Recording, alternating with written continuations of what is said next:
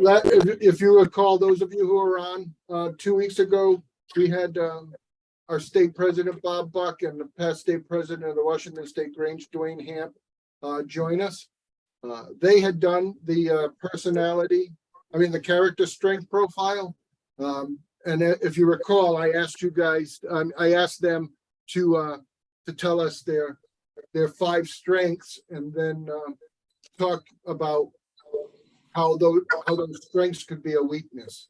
We're going to do the same this evening. You've all taken the profile, hopefully. For those of you who haven't, not a problem. But this is fully, we need your full participation, because we want you all to share with one another, share what you will, share with one another, and learn from one another.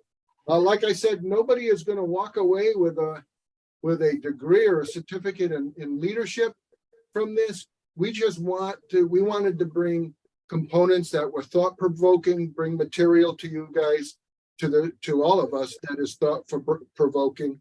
And the book, The 5 Graces of Life and Leadership, is definitely one of those things. But the 2 gentlemen, they said a couple of things that really, really stuck out to me.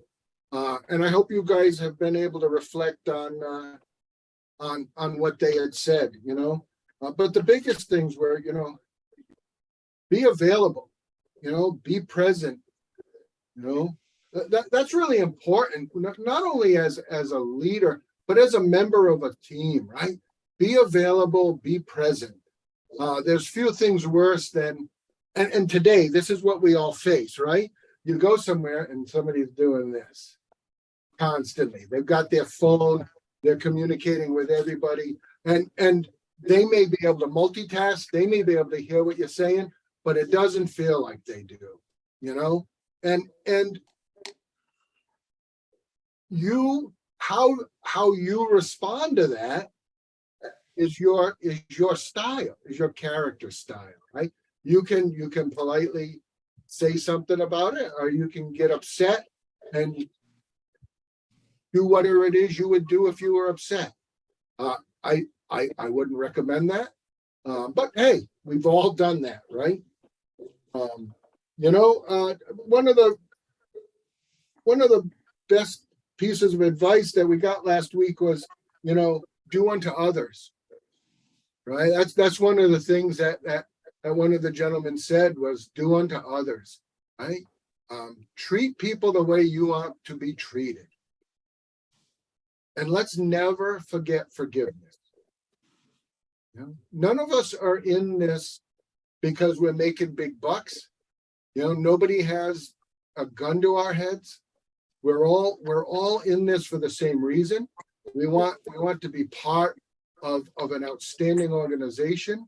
We want to make our communities better, right? So remember, the difference of opinion can be healthy. So, and I struggle with that because I want things done my way, right? So I do struggle with that. So I'm gonna kick this off. And would someone like to share one of the things they thought was a key point in the first 25 pages? Just anybody, just jump right in. Anything you thought was a key point in the reading of the importance of grace and gratitude in all that you do. The idea that it's not about me, it's about how I can inspire other people to move forward. Excellent. Anyone else? Jody, Yes. No leader wants to charge up the mountain only to discover halfway up no one is following. Yes. What a great point. Yeah. And grace is the better self that shines a light for others. I liked the theme of the need to be genuine. I like the part where you need to remain curious. That's important, right? curiosity makes us better, makes us want to learn, dig deeper. Excellent. Anyone else want to share? Just another note, the three graces were Aglaia, Euphrosyne, and Thalia. And that was light, Euphrosyne, I forget, something in bloom was Thalia. And those three names of the three graces, they kind of give you the idea of where you should be heading if you look at them and interpret them in that manner. That's insightful. And I'm going to fill in for Rob. It says, what you're quoting, Rob, their names translate to brightness, joyfulness, Joyfulness, thank you, and Karen, bloom. and bloom. And it's interesting because we have a young lady that works for us in Waterbury. Her name is Thalia. So that, I don't know, it just stood out in my, I picked that up and it stood out in my brain. Thank you. Jody, Yes. in the one that, in the section that said grace is an action, for us, the gift is the goodwill of human nature that is predisposed to helping others. It's all about helping others. It's not about ourselves. It's what can we do for other folk? How can we inspire other people to reach their highest level to serve humanity? So the one thing that stuck out for me is the one thing that I struggle with. And it is grace is the balance when emotions run.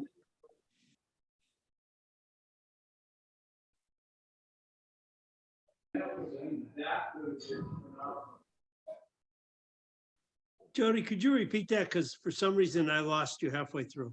I couldn't hear it either. Yeah.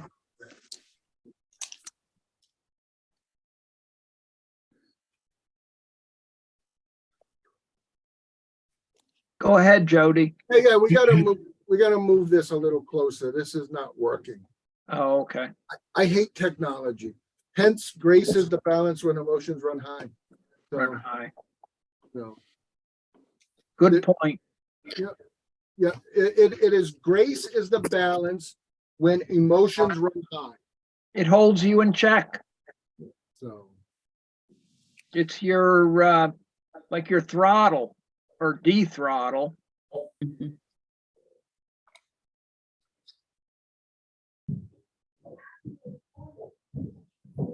all right. Anyone else?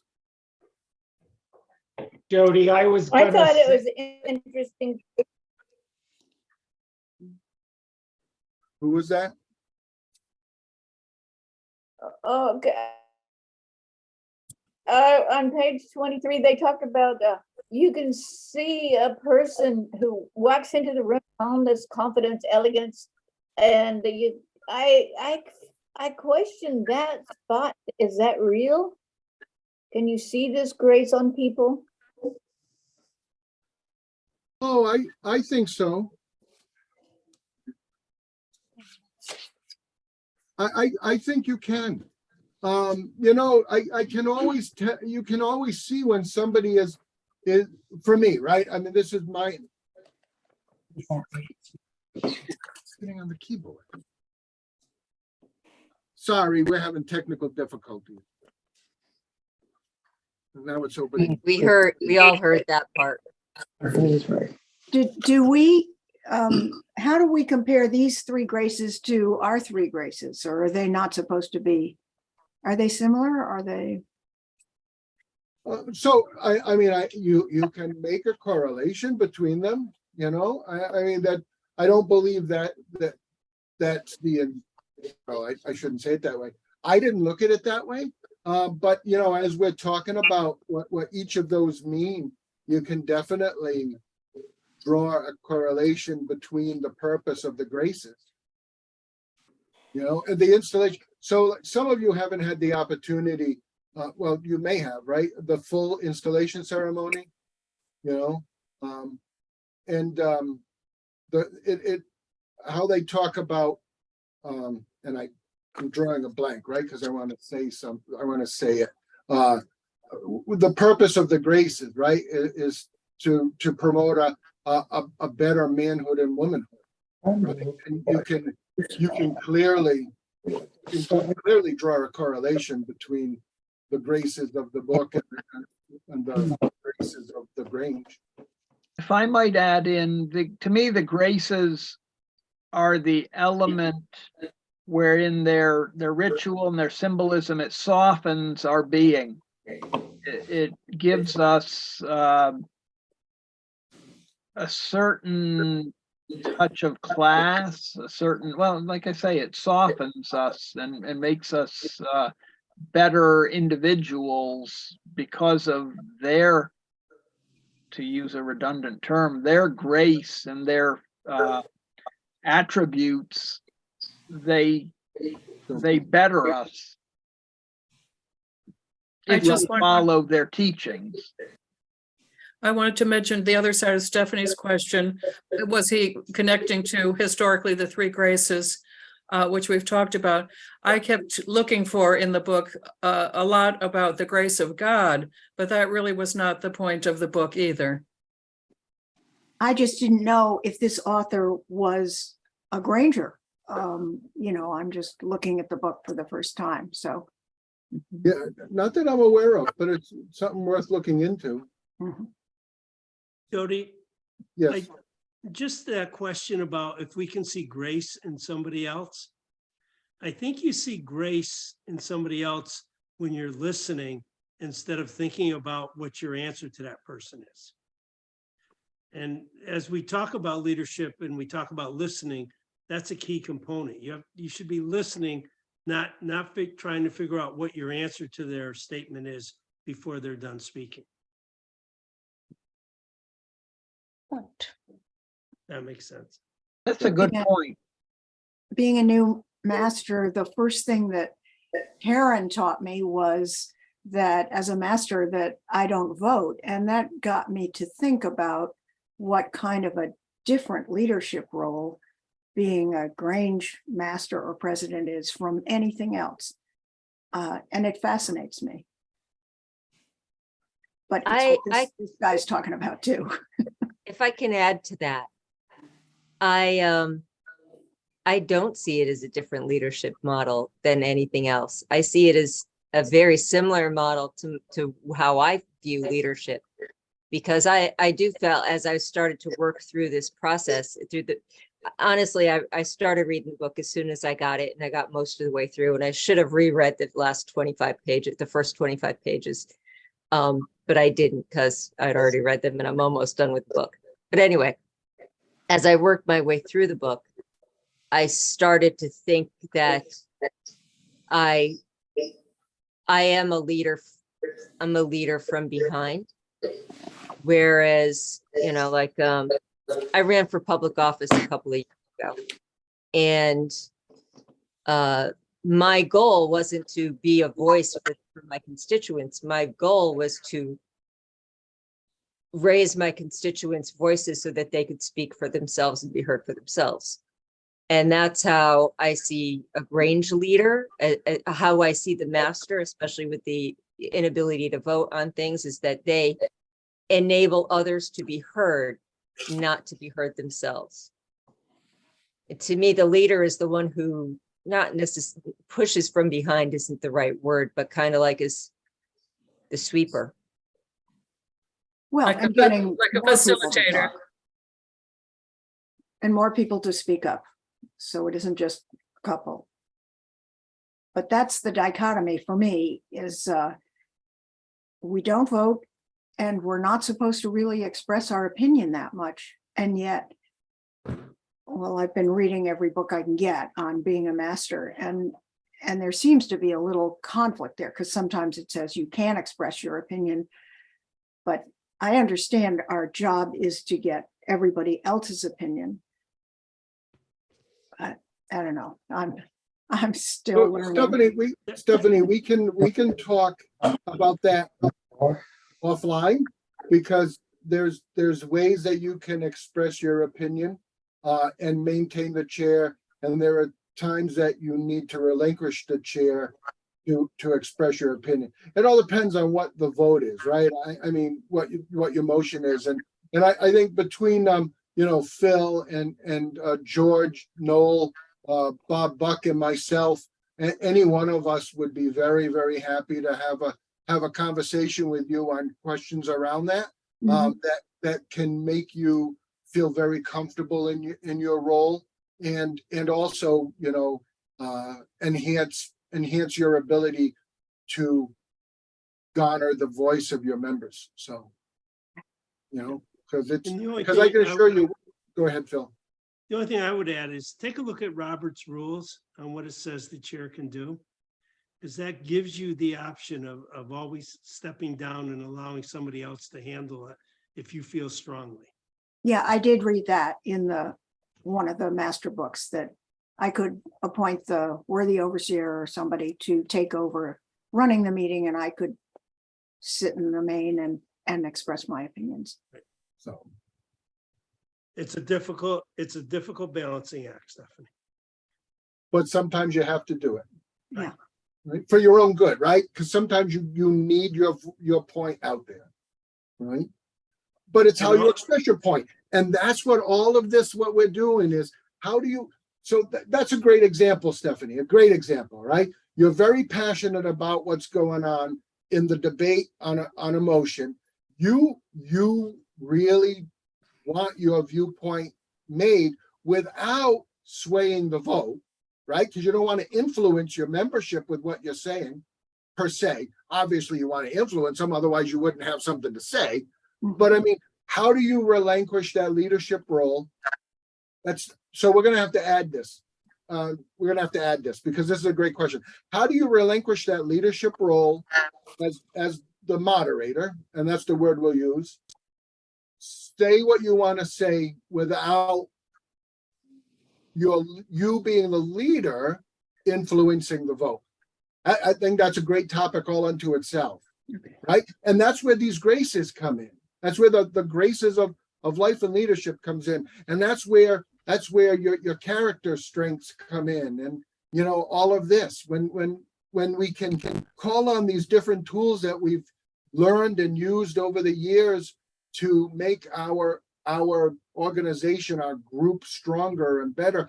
Heck, it couldn't even be a discussion around where you're going to eat for dinner, because in my opinion, Dad's the one who always pulls out his wallet. We should be going where I want to go, right? But it doesn't work that way. I mean, Mother's Day, this is how Mother's Day works. My daughter says to her mother, "Where do you want to go? We'll go anywhere because Dad's paying." So, And it worked out well. So, but I mean, it's not just being master of the Grange, right? How do you hold that balance, that grace of any dispute? So I'm thinking that another side of this topic is, I once had a boss who was a vice president of an organization. He said, "My one job is to make the president look good." And I thought, well, that's interesting. I never thought of that. In a way, what I want to get at is a leader, as defined in our textbook, seems to be having this group of subordinates that we're talking about. But as a leader, you always have people above you that have rules and regulations. But that's one of your main jobs too, is to listen to your subordinates, but also respect and follow through on what your superiors are all about. I've been a study of leadership for a great number of years with my job. And I have found the model that I like the most is a servant leadership model. And that if you look at the leader as his role being serving the people that work under him or for him or her, it's a different perspective, because your role as a leader is making the people underneath of you successful. So you actually have to serve them in order to do the best job that you're trying to do. Karen, One of the the vice leadership- president who said to you his main job was to make his boss look good, wasn't being a leader, was being protective. I think That's a there's good big point. difference. Being a leader, yes, you understand that there's rules you have to follow and there's people you have to look good. But you have to make sure that you're bringing everybody with you. That's Mhm. why I thought that key about going halfway up the mountain and looking around, nobody's following you. The Yeah, guy who only cares about who's above him Yeah, doesn't have the people following you. I think they call that a sycophant when you try to make your superiors look too good. Really? I call it something else. Yeah. Well, I would call it something else in a different forum, but, you know. I'm trying to be polite, Jody. Come on now. Yeah, I'll leave it to you to be impolite. There you go. So in one of the leadership trainings that I attended, the lecturer said that they quoted the script from an interview that Gandhi gave, and he finally granted this interview with I don't remember who they said. It could have been 60 Minutes or the BBC. I don't recall who they said, but and in the middle of the interview, somebody came in and whispered in his ear, and he said, "I'm sorry, but I have to go." And they're like, "Well, the interview is really just getting started, and it was really difficult to put this together." He says, "You don't understand. My people are leaving. I must follow." Right? He never said he had to lead them anywhere. He needed to be there if they needed him. So, that really resonated with me, right? I need to be there for them. If they need me, I've got to be there. I don't need to be in the forefront. I don't need to be driving the car. Well, I do, but I don't need to be driving the car. But That ties in with what Phil said about, getting halfway up the mountain and, you're really up a creek if you don't have anybody behind you. Right. You're there to lead those that follow. If nobody's following you, you're not leading. Right. So- Different ways of expressing the same sentiment.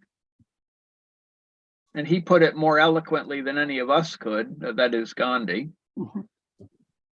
Absolutely. So, all right. Anybody have anything else before we move on to the strengths, the character strengths?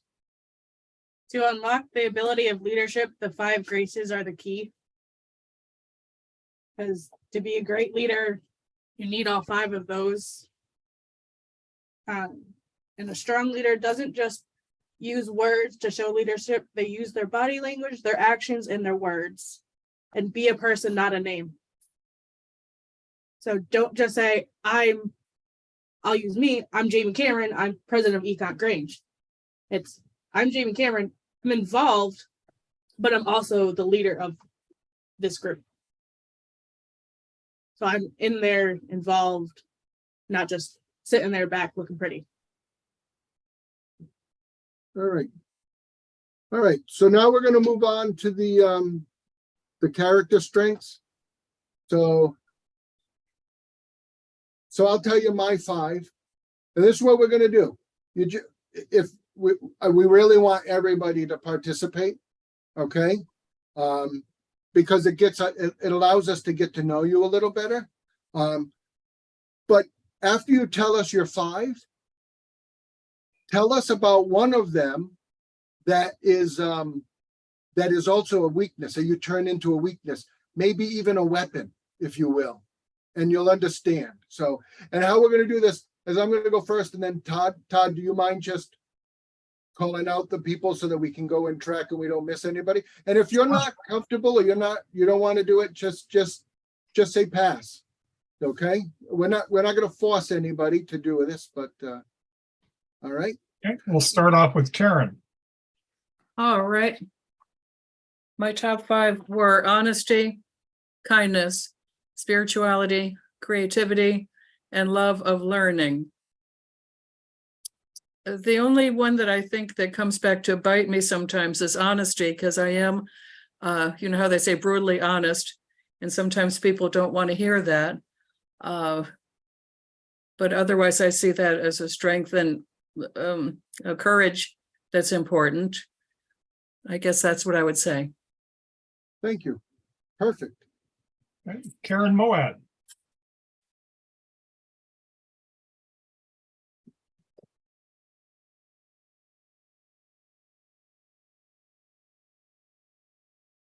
She's on mute. Oh, no. Oh, she doesn't have audio. Her speakers aren't working. Okay, we'll move on to Jamie. My top 5 are honesty, teamwork, kindness, creativity, and love of learning. Yes, my kind of strength is, I don't know what my strength is. Your weakness, you mean? which My one is weakness. it? Okay, all right. Next, Todd. Oh, I'm sorry. Dave Roberts. My top 5 were love of learning, gratitude, hope, curiosity, and perspective. And on the last one, Jody, you were asking, I thought the best thing I took out of this was resilience, what makes the impossible possible. And I think my top 5 showcase that, because like as Phil probably knows, when I came back home after I retired, I was told we can't put in a handicap ramp. And I said, that's BS, we're going to do it. And so I always like to find a challenge when people tell me you can't do something to figure out how you can do it. Which one of those, if you're willing to share, which one of those is you would say is also a major weakness or a weapon? Probably the curiosity one, in that I'm always looking, as Todd knows, for ways to do things. And sometimes I have to ask President Rob for mea culpas if I've stepped too far. But I think it can go both ways. Exactly. Perfect example. No, seriously, that's a perfect example, right? Thank you. All right, Debbie Vale. Okay, my 5 were love, kindness, leadership, honesty, and perspective. And I think love and kindness can get me in trouble because I get emotionally involved in the situation. And almost like a mama that doesn't want to let go. So I always have to remember, these are adults and everybody has their own mind. That's why we love you, Debbie. I don't. I'm number 24 on love, so I don't love you, Debbie. So I'm back up again. perfect. There goes the honesty. Let me know when you guys want me to go. Finally got it. You're up working. next. You're up next. Okay, so I had leadership, honesty, kindness, love of learning, and gratitude. And teamwork was one of my lower ones, even though I feel I work pretty decently with a team. But my hitch is always honesty. If I have one flaw in life, it's always that I'm too honest. I'm honest with my foster kids about what's going on. I'm honest with my husband about how I feel. You are never going to have to guess what I'm thinking. I am overly honest. Perfect. Thank you. Linda Sanderson. So I apologize. I just barely saw that email about 10 minutes before the meeting started, so I'll have to pass. Okay. No problem. So that brings us to Robin.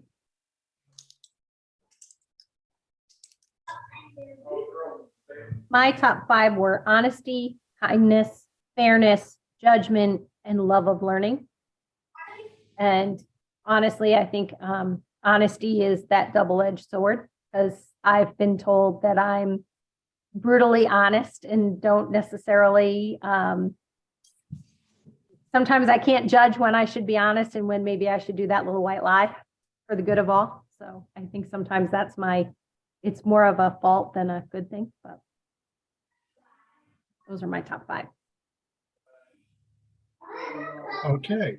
Betty, I was having a little bit of a difficult time taking the assessment because I'm having a crisis of faith right now.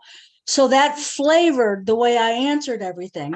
But my top 5 are, this is a new one: zest, kindness, curiosity, humility, and honesty. And they're true, but I do think that my crisis of faith right now is flavoring the way I answered the questions. That's interesting. And thank you for your honesty with that. So, Stephanie, Well, it must be going around because I too have been having a crisis of faith for actually many years. And so all of the questions about death and everything, I got off on a tangent on that and had to grab myself by the scruff of the neck and say, all right, let's get back to what are you thinking about? So my top 5 were honesty, gratitude, love of learning, fairness, and forgiveness. And I find it interesting the words they have under those titles.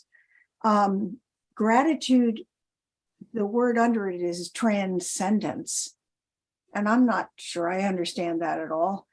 I'm very grateful for everything I have. So, but I never thought of it as transcendence. And fairness is weighing so heavily on me right now because my Grange is divided in many ways, and I'm having so much trouble trying to be a force that can balance it out. So I'm struggling. well, one thing I hope we get out of this is that there's what, 1, 2, 3, 4, 5, there's 21 people here that 20 other people that hopefully you at some point can feel comfortable to pick up the phone and say, hey, this is what I'm struggling with. What do you think? Because Thanks. if nothing else, one of the most important parts of this is for us to get to know one another and become a network for one another. Yeah. So we're all here for you in your Grange journey. I promise you that. We're all here for you. Thank you. okay. Dorothy, Okay. My first one was honesty, spirituality, gratitude, forgiveness, and perspective. And listening to you other ladies talk about honesty, I'm so honest with people. Sometimes I'm very tactless when I tell them what things are like. That's what that's the double-edged sword for me. okay. Carol, I have honesty too. That one is a popular one. Humility, social intelligence, kindness, fairness. I thought the social intelligence one was kind of interesting. It seems like sometimes you think maybe you know what other people are thinking, and you actually shouldn't depend on that social intelligence because you should let them talk for themselves, because you can move over into paranoia somewhat. Thank you. Timothy, Hey, can you hear me? Yes, sir. Okay, I had it muted. The top 5 I had were humor, judgment, prudence, honesty, and hope. I was a little surprised by the first one, but at the same time, I think I usually try to look for the lighter side of situations, which is, I think, where humor comes in. And then I think the weaknesses, I was actually kind of thinking like combining judgment and prudence a little bit, because I think sometimes I tend to sit back and think too much and say too little. So I think that's one of the weaknesses I guess I could have. Excellent. Thank you. Carrie, Okay, so my top 5 are perspective, creativity, curiosity, honesty, and leadership. And to throw number 6 in, it's love of learning, because I think that kind of falls with the other top 5. I think it's kind of a combination thereof, which could become a negative for me, negative and a positive at the same time, realistically. I tend to fly under the radar with things, and I think that's a good thing in some instances and not so good in others. And I also have a tendency to go down these rabbit holes where I'll have something that I'm working on and something that interests me, and it just takes me down this path. And then, you know, all of a sudden, 3 days later, it's like, oh my God, I just lost all this time because I'm following this thing that's really interesting. And it's good because I'm learning something and I'm gaining perspective on whatever it is that I'm researching. But at the same token, it's hard for me to pull myself away from that. So I think I'm all 5 and number 6 combined kind of are a positive and a negative at the same time for me. Perfect. Thank you. Okay, so Anne Marie. Can you hear me? Yes. Yes. Okay, so my top 5 is fairness, spirituality, okay, creativity, gratitude, appreciation of beauty, and excellency. And I can see fairness can get me into trouble because people will take advantage of me. Thank you. Bill, do you have your list? Yeah, top 5 is gratitude. I'll show appreciation for whatever's done. Judgment, call it as it is, but I don't want to judge people wrong. Forgiveness, I do try. Honesty, I am honest with other people, but I would rather not say what I think to them sometimes because it can be brutally honest. And humor, make the best of it. Thank you, Bill. Robert. Yes, my number 1 is honesty, followed by humor, spirituality, love of learning, and perseverance. And I parenthetically would add that number 24 was social intelligence, because that I find interesting. Obviously, in my case, I mean, at least to me, honesty can be my worst fault, because sometimes, and it's probably taken me 25 years of marriage to learn when to keep my mouth shut.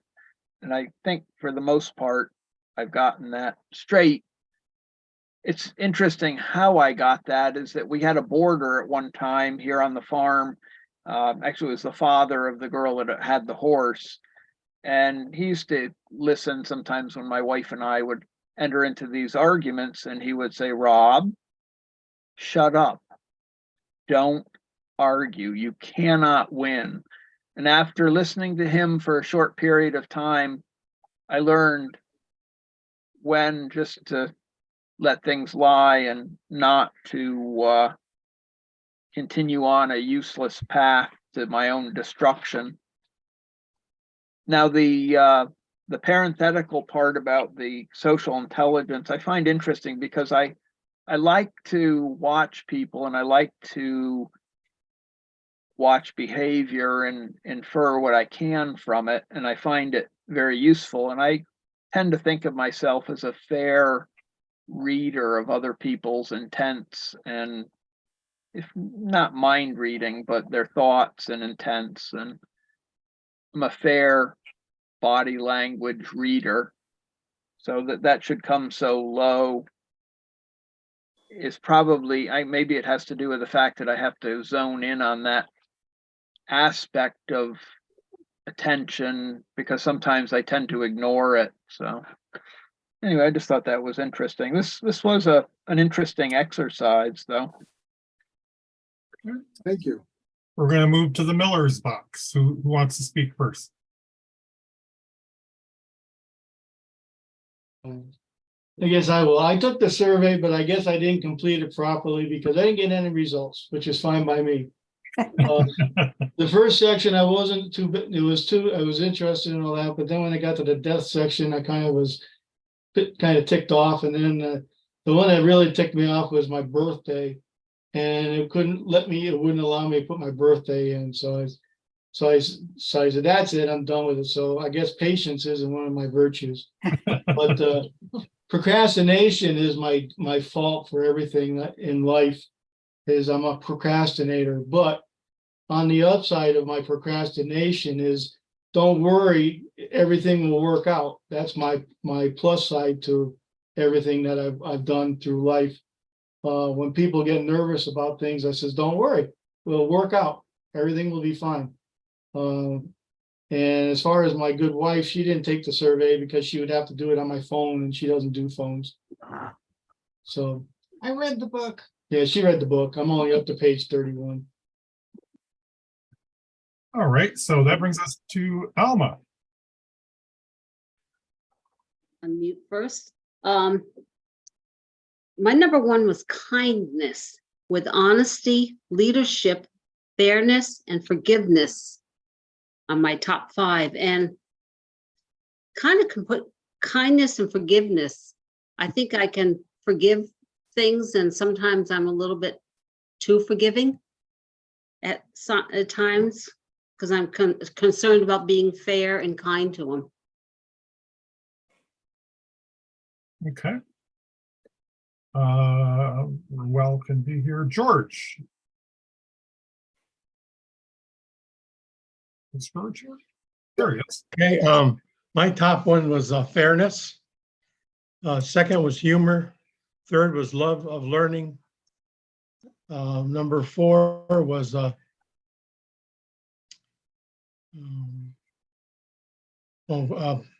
yeah, can't think of it now.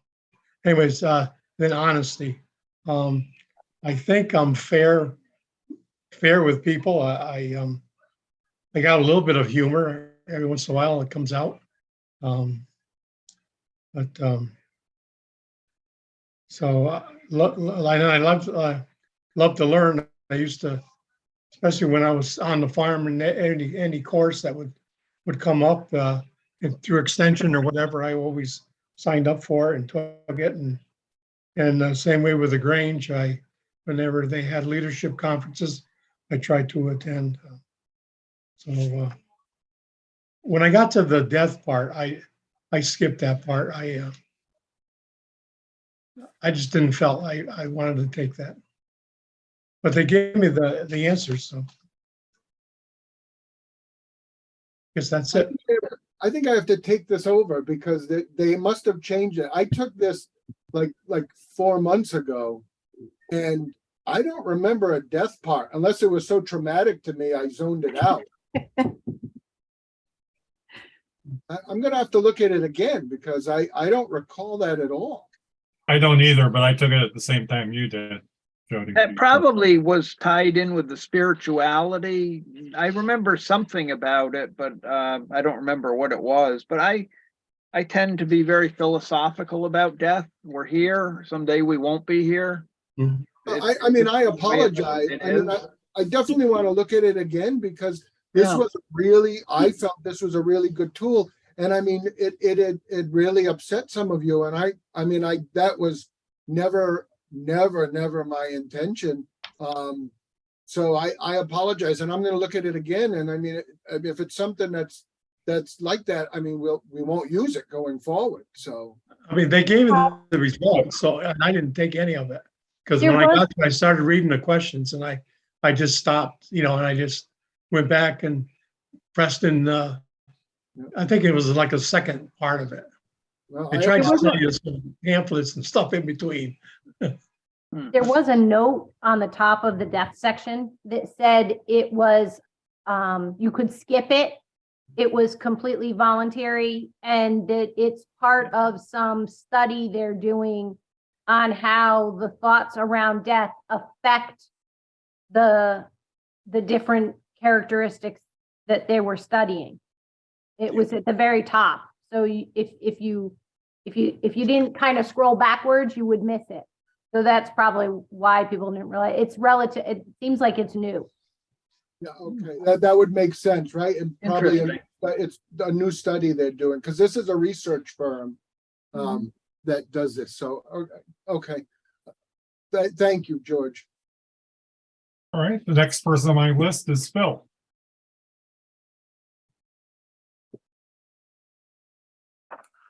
Mine were leadership, honesty, perspective, fairness, and judgment. And I gotta say, I guess the double-edged sword I see there is the fairness issue. I think there's times when I've gone overboard about giving people a second or third chance and trying to be fair on a decision. And then I've had to make the tough decision as a leader afterwards when it didn't work out. So I think, where do you draw the line on saying I've gone far enough in the fairness issue? And I think I probably miss out on that side of it, that if anything, I might lean too far to giving people an additional chance. Thank you, Phil. That brings us to me. Mine were kindness, love, leadership, honesty, and creativity. Leadership has always been difficult because I've always been in a leadership position in the Grange for whatever reason. And I think it took leaving the master's chair to really understand especially Grange leadership better, to understand how change is important to a Grange, how you don't have to be in the master's chair or in a direct leadership position to affect change within a Grange. And that's something you learn at the beginning, or you learn the way I did. I don't know. I went to a traditional business school in college, and none of this was taught in business school. It was at a time when it was more about making quantitative business decisions and maximizing profit and all of those things in making business decisions. It wasn't necessarily about the psychology of leadership and running a business or an organization such as ours. So it's interesting how that's evolved over the last few decades.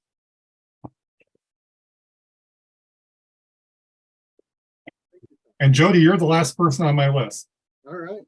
Did you go already? Okay.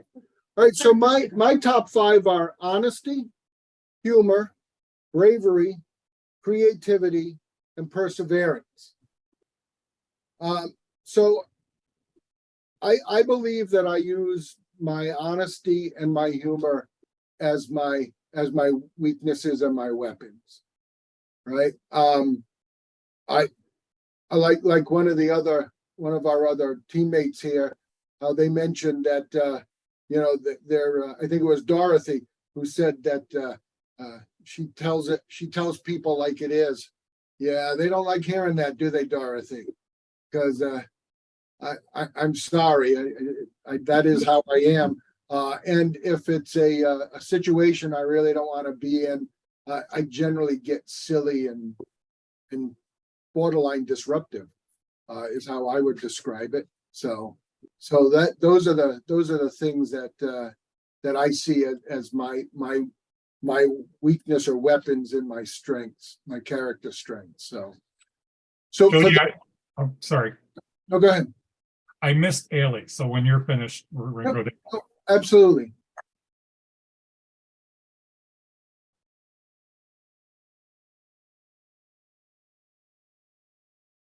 So it's Eiley, by the way. Sorry.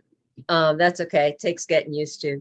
So for those of you guys that are having problems, I've actually been told that I'm an excellent listener and I give great advice. But if you're having a crisis of faith, it's probably don't call me, because spirituality was like my 24th. And The humor's up there. don't So look for a hug from me, Ailey. So we're all set. All right. I'll give hugs. I give great hugs, but you know, if you're having I'm likely to make your crisis of faith worse, or it could be better if you just give up on it, you know.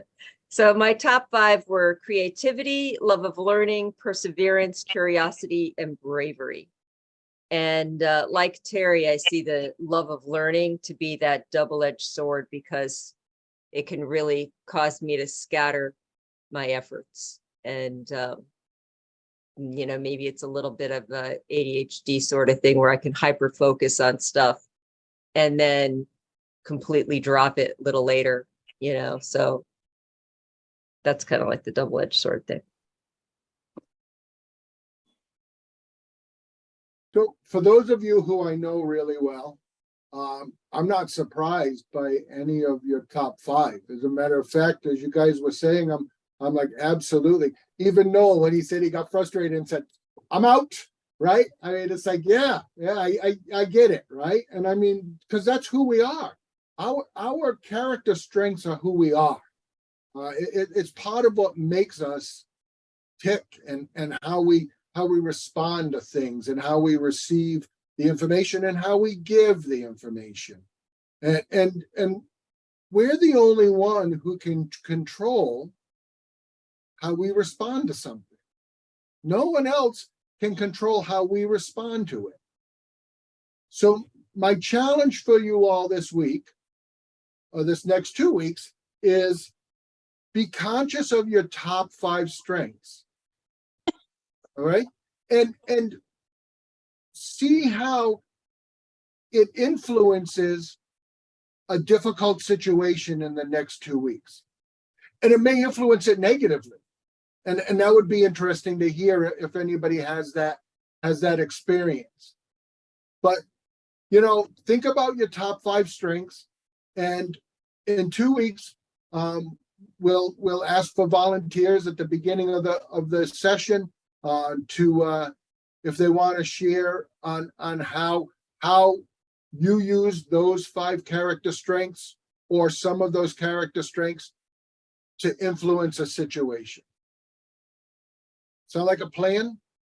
Mhm. The homework's not hard, right? I mean, our point is for us to build better skills so that we can be better in life and learning and leadership. So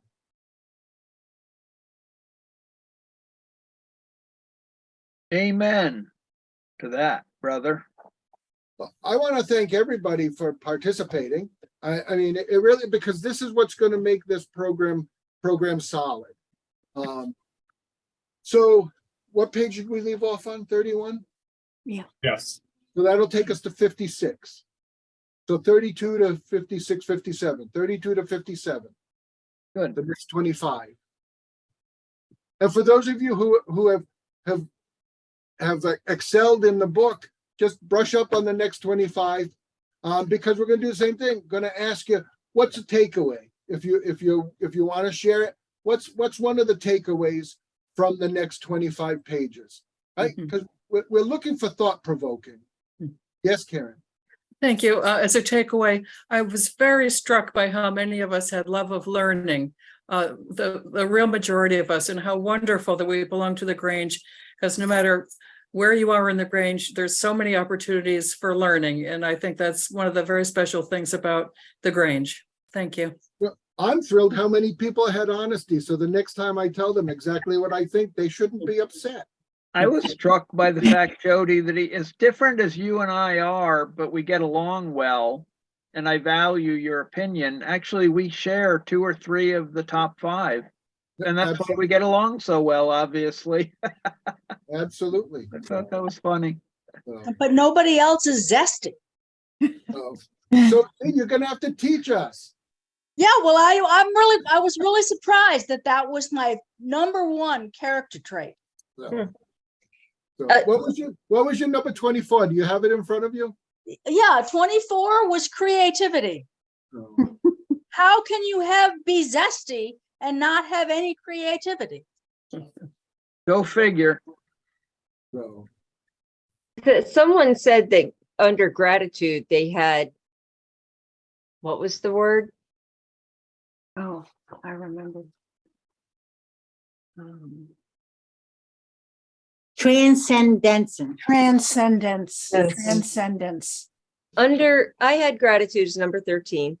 And it said, being aware of and thankful for the good things that happen, taking time to express thanks. I didn't even have that word in my description of gratitude. But So I on think the- for me, there it's may right be under the number. It's on the either- page where you print out the one page that has your top 5, and under each I one, there's printed one out, word. I printed out the thing, and it does have little sentences underneath. Yeah. But I that's wonder kind if, of- if those descriptions have either been tweaked a little bit. I took this the night of our last class, so a couple weeks ago. So, I don't remember death questions either, but then it just may not be that it's stuck in my mind because I didn't see it as. so for me, significant. gratitude was number 12. I was Um, 13. I have the same exact sentence, but I have number 12, gratitude, and then in a different font, all capital letters, it says transcendence, and then Yeah. it's the arrows. Okay, I see that. It's a light gray Yeah, on mine, yeah. so. Yeah, yeah, it's a very light font for me, so, But hope is also transcendence. so. I Yeah, a wasn't couple of really them are. surprised by any of this. I mean, it really does fit. I mean, when you stop to think, if you're honest with yourself, I wasn't surprised. And when I listened to all of you say what your top 5 and some of the ones lower down, it really is a descriptor of your personality. Mm. There are really no surprises. No, I had no surprises in mine. All right, so next time we get together will be June 4th. And Faith Quinlan, the past Connecticut State Grange membership director, she's going to talk to us about membership retention. So we're really looking forward to that. We get into the next module in June. It's on membership. And like I said, we'll start the next one with a follow-up on our homework and the takeaway on the book, and then Faith will speak to us, and then we'll go from there. So, anybody have any closing thoughts? I do. Are you ready? Yep. Aspire to inspire before you expire. I like that. That's a good one. There you go. I like that. That was quite zestful. Pearl of wisdom, I think they call that, Dorothy. There you go. There you go. I got one more. I got one that cowboys always use. Rather than looking for more, perhaps it is better to look at what we already have. Yeah. Amen. Absolutely. Yeah. So true. All right. Well, been fun. I thank you. We want to make this time useful, and we said it was an hour, and we're approaching that hour. It is exactly 1 hour. So we thank everybody. We will see you in 2 weeks. Those of you who can join us again, and thank you for your participation. I thought this was a great session. Thank you.